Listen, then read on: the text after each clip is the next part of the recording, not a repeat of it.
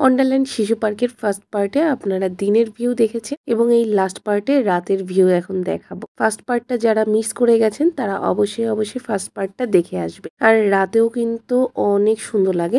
Mainly দিনে একরকম সুন্দর লাগে, রাতে আর এক রকম সুন্দর লাগে। কারণ রাতে যখন পুরা চারিদিকে অন্ধকার হয়ে যায়, চারিদিকে যে লাইটিংটা থাকে লাল নীল সবুজ হলুদ যে লাইট গুলা, এই লাইট গুলাতে সৌন্দর্য একটা অন্য রকম মনোমুগ্ধকর পরিবেশে চলে যায়। প্রথমবার বলেছিলাম যে স্নোফলটা কিন্তু আমি মিস করে গেছি রোলার কোস্টারে ওঠার কারণে। সেকেন্ড বারের স্নোফলটা কিন্তু আমি একদমই মিস করিনি। সেকেন্ড বার স্নোফল হওয়ার আগে থেকেই আমি এখানটায় দাঁড়িয়েছিলাম এবং শুক্রবার থাকাতে প্রচন্ড ভিড় ছিল। সবাই কিন্তু একসাথে খুব এনজয় করতেছিল। স্নোফলটা যেহেতু আমাদের খুলনাতে নতুন, এই জন্য এটার প্রতি অ্যাট্রাকশন প্রচন্ড কাজ করতেছিল। সবাই চেষ্টা করতেছিল যে জায়গাটায় হচ্ছে স্নোফলটা হচ্ছে ওইটার ভিতর পর্যন্ত যাওয়ার, বাট এত পরিমাণে ভিড় ছিল, ভিড় ঠেলে ভিতর পর্যন্ত যাওয়ার কোনো অপশন ছিল না। আমি ঠিক যেখানে দাঁড়িয়েছিলাম ওখান থেকে আমি একটু সরি নাই, আমি ওই জায়গাটাই দাঁড়িয়েছিলাম যে এইটা থেকে ভিতরে গেলে আসলে প্রচন্ড কষ্ট হবে, দরকার নাই, যেখানে আছি এই জায়গাটাই এনা। খুলনাতে নতুন সামনে দেখতে পেয়েছি, যদিও এটা ফিক্স স্নোফল, এটা মেইনলি সাবানের ফেনা। তারপরেও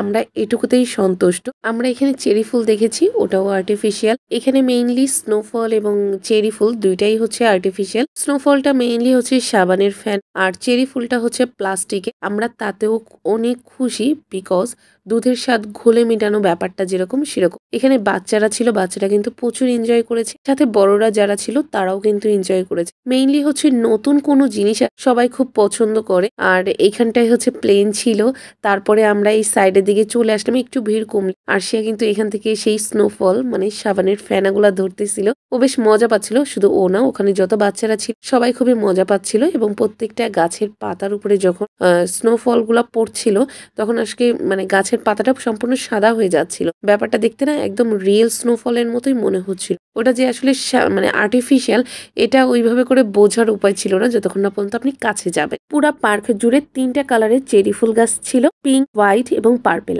আপনার কাছে পার্সোনালি কোন কালার চেরি ফুল গাছটা বেশি পছন্দ সেটা কিন্তু অবশ্যই কমেন্ট করে জানাবেন। এবার বলে দেই আপনি এই পার্কে কিভাবে আসবেন। সেন্টার রোডের থেকে সরাসরি পার্কের সামনে পর্যন্ত কিন্তু অটো আসে, যদিও একটু প্রবলেম হয়, রিজার্ভ ছাড়া তারা আসতে চায় না, তবুও আপনি একটু কথা বলে নেবেন। পার পার্সন 20 থেকে 25 টাকা করে তারা নিবে এবং পার্কের মোড় বললেই আপনাকে একদম ঠিক এই পার্কের সামনে এনে নামিয়ে দিবে। এছাড়া আপনি যদি ভেঙে ভেঙে আসতে চান, আপনি সেন্টার রোড থেকে শিববাড়ি পর্যন্ত আসবেন, শিববাড়ি পর্যন্ত 10 টাকা এবং শিববাড়ি থেকে পার্কের মোড় পর্যন্ত 10 টাকা কি 15 টাকার মতো নিবে, এটা আপনারা কথা বলে নিবেন। দেন তারপরে চলে আসলাম আমি পিটিআই মোড়ে। আমার খুব ফেভারিট ভেলপুরি খাওয়াতে আম্মুকে এবং আরশিয়াকে নিয়ে আসলাম। আমার কলিগদের নিয়ে মাঝে মধ্যে আমাদের এখানটায় আসা এবং এই দোকানে আসলে আমি এখানে ভেলপুরি খাই। এই দোকানের একটা বিশেষত্ব হচ্ছে এদের টকের টেস্টটা অনেক ভালো এবং জোসেফের সামনেই পাওয়া যাবে এবং ওনার দোকান ভেলপুরি ছোট ফুচকা কিংবা বড় ফুচকা যে আইটেমই আপনি নেন না কেন অনলি 20 টাকা। 20 টাকা হিসেবে টেস্ট কিন্তু অদ্ভুত ভালো। 50 টাকা যে কোনো ভেলপুরিকেও কিন্তু হার মানিয়ে দেবে।